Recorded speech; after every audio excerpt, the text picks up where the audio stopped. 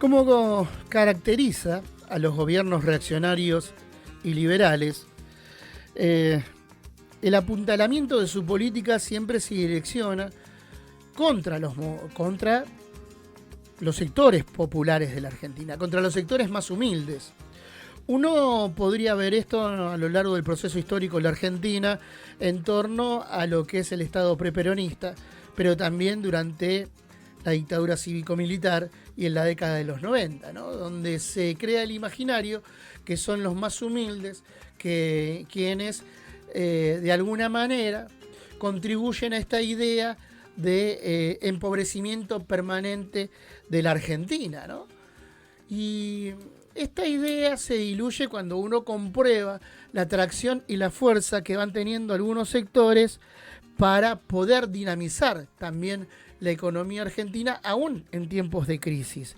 Y ello tiene que ver también con la irrupción de la economía popular, que propiamente dentro del campo nacional y popular algunos también discuten.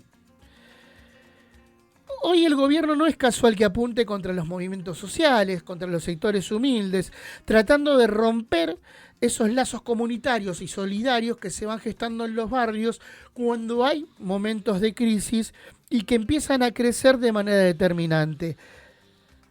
Para esto hay que prestar atención también cuál es el rol que señaló el Papa Francisco sobre estos movimientos. Por eso le damos la bienvenida al secretario general de la Unión de Trabajadores y Trabajadoras de la Economía Popular, Alejandro Gramajo. Alejandro, ¿cómo estás? Gustavo Ramírez y el equipo de La Periferia te saludamos. Buenos días. ¿Qué tal, Gustavo? Buenos días a todos y todas. Un gusto, Alejandro. Igualmente. Bueno, ¿cómo están observando esta embestida del gobierno nacional contra los movimientos populares en torno al ataque permanente sobre esta figura que ahora también algunos asumen como una categoría, que son los comedores truchos, ¿no? Deslizando esta idea de culpabilidad de los sectores populares que viven permanentemente en la corrupción, ¿no? Esta fantasía que arman los gobiernos liberales para eludir permanentemente sus responsabilidades en la generación de pobreza. Sí, a ver, por un lado con preocupación, por el otro no nos sorprende, porque efectivamente creo que durante estos 5 meses de gobierno se fue gestando un proceso de resistencia coordinado entre los movimientos populares, la Confederación General del Trabajo, la CTA.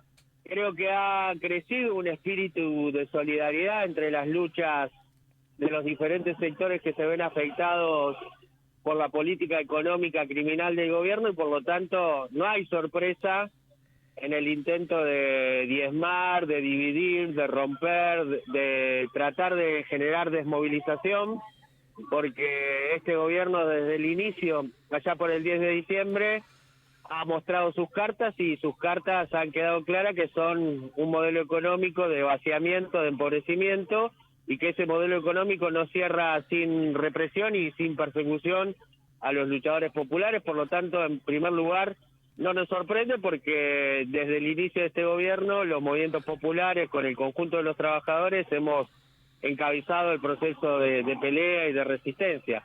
Pero sí, por el otro lado, con mucha preocupación, porque están atacando a un sector que durante los últimos 30 años, diría yo, frente a la ausencia del Estado, hemos constituido una red de organización territorial, comunitaria, que logró de alguna manera avanzar en algunos aspectos que tienen que ver con el trabajo, que tienen que ver con la posibilidad de alimentarse, que tienen que ver con la posibilidad de acceder a salud, a educación y a muchísimos de los problemas que se generan a partir de la ausencia del Estado en los sectores populares. Y por lo tanto hay un aspecto de preocupación muy importante, porque frente a la ofensiva de destruir la red comunitaria, lo único que nosotros vemos como posibilidad concreta es que avance lo que nosotros hemos impedido que avance cuando te organizás en el barrio, que es el crimen organizado, que es el narcotráfico, que es la violencia horizontal. Así que en ese aspecto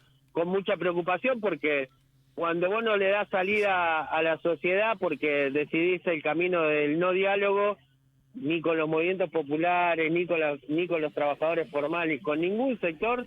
El único camino que vos le das a la sociedad y sobre todo los sectores más humildes, porque estamos hablando de una situación de supervivencia, porque vos rompés la cooperativa, rompés el centro comunitario, rompés el club de barrio, rompés todo lo que te puede dar de alguna manera algún canal de contención.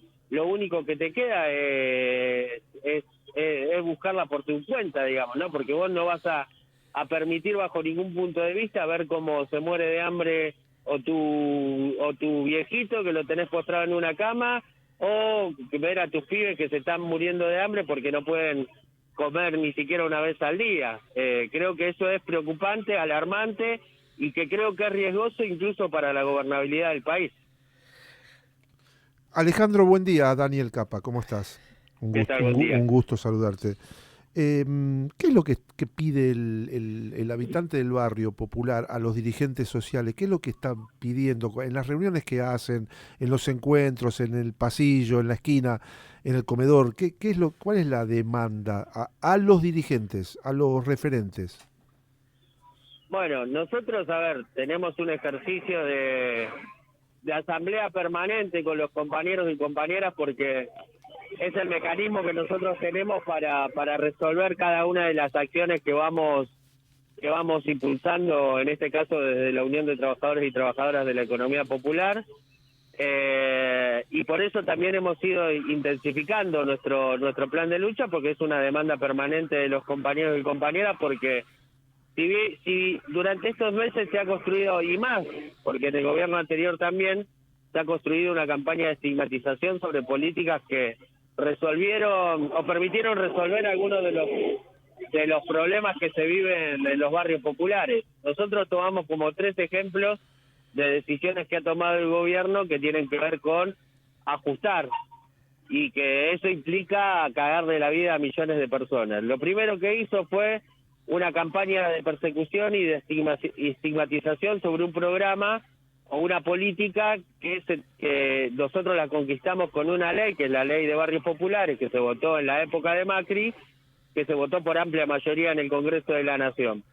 ¿Qué hizo el gobierno? Tomó la decisión de financiar ese programa y construyó una justificación pública que tuvo que ver con acusar a varios compañeros y compañeras de chorro, de delincuentes, de que las obras no estaban.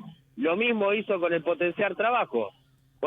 Decidió de financiar el programa Potenciar Trabajo, congelar el salario de los trabajadores y las trabajadoras de la economía popular, y después construyó una justificación pública para avanzar en esa decisión. Lo mismo hizo con los comedores comunitarios.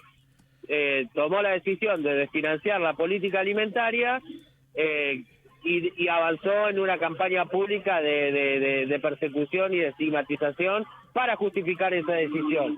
¿Qué es lo que nos plantean los compañeros y los vecinos de los territorios? Que tratemos de juntar fuerza, de intensificar la lucha, de juntarnos con todos los sectores, porque lo que se ve es una situación de mucha desesperación, producto de que este gobierno desfinanció cada una de esas políticas que significan de alguna manera o la posibilidad de comer aunque sea una vez al día, o la posibilidad en su momento de tener agua potable, de tener cloaca, de tener la posibilidad de refaccionar tu casa, de tener una inscripción legal para poder inscribir a tu pibe o a tu piba en una escuela, porque eso te permite el certificado de ANSES del relevamiento de barrios populares, o la posibilidad de tener tu unidad productiva, que durante la etapa anterior logramos incluso hacer convenios importantes con empresas importantes para abastecerlos de productos de la economía popular, o logramos sacar a millones de familias o a cientos de familias de situaciones de esclavitud, diría yo,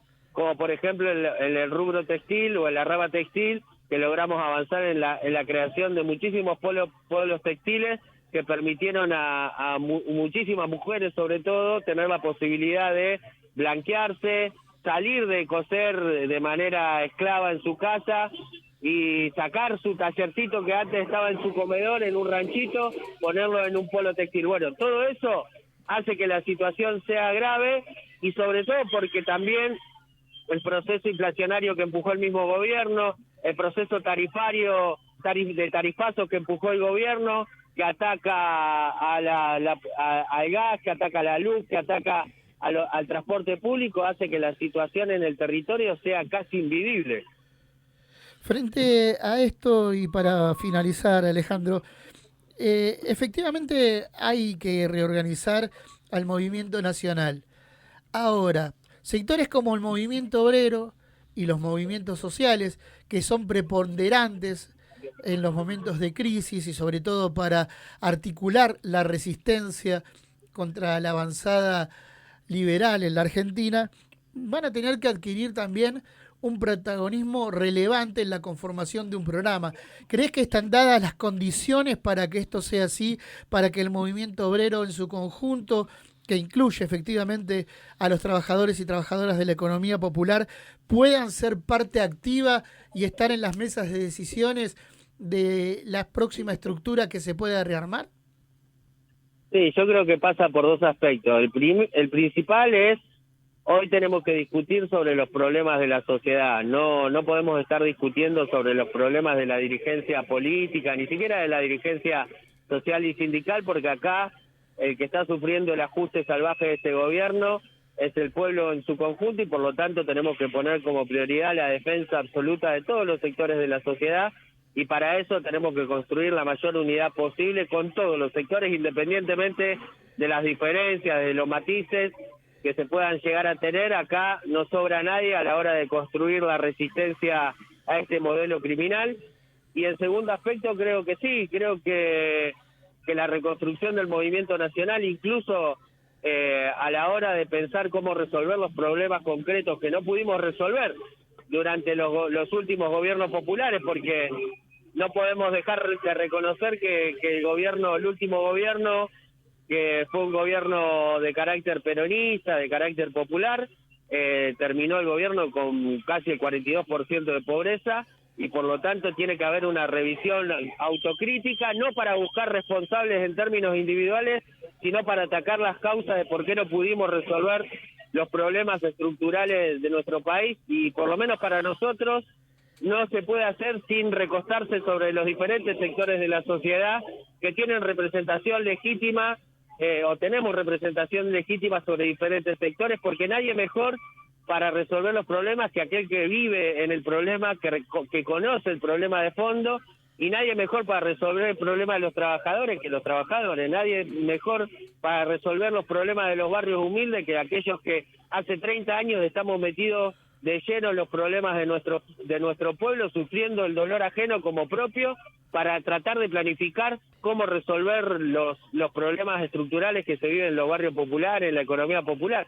Porque incluso no es de soberbio, pero las leyes más avanzadas, las políticas más avanzadas, para intentar darle una institucionalidad distinta al problema de la economía popular o a los nuevos derechos que hay que construir en esta nueva realidad del mundo del trabajo, han salido de la creatividad, incluso de la capacidad de construir consenso que tenemos los movimientos populares, porque las dos leyes más importantes que le dieron posibilidad a nuestro sector de institucionalizarse fue la ley del RENAVAP, que hoy tenemos un registro que no es una estadística, sino que a partir de eso logramos resolver problemas concretos de nuestro pueblo, y la ley de emergencia social, que en realidad es la ley de emergencia de economía popular, que le dio una institucionalidad distinta al sector, que reconoce un nuevo sujeto económico y social productivo en la Argentina, que es el trabajador y trabajadora de la economía popular. Esas dos leyes las creamos nosotros, y por sobre todas las cosas logramos construir el consenso con todos los sectores de la política. Así que no me cabe la menor duda que la reconstrucción del movimiento nacional y popular tiene que recostarse sobre el movimiento obrero en su conjunto, sobre lo que vaya tomando dinámica en la pelea social, porque creo que el protagonismo tiene que pasar por ahí, no solo en la resistencia, sino también en la reconstrucción política. Alejandro, ha sido un gusto para nosotros poder escucharte aquí en La Periferia. Te mandamos un abrazo grande y será hasta la próxima. Un abrazo grande y mucha fuerza, y gracias por el espacio. Abrazo grande. Así escuchábamos a Alejandro Gramajo, secretario general de la Unión de Trabajadores y Trabajadoras de la Economía Popular. La Periferia. Comunicación de la comunidad organizada.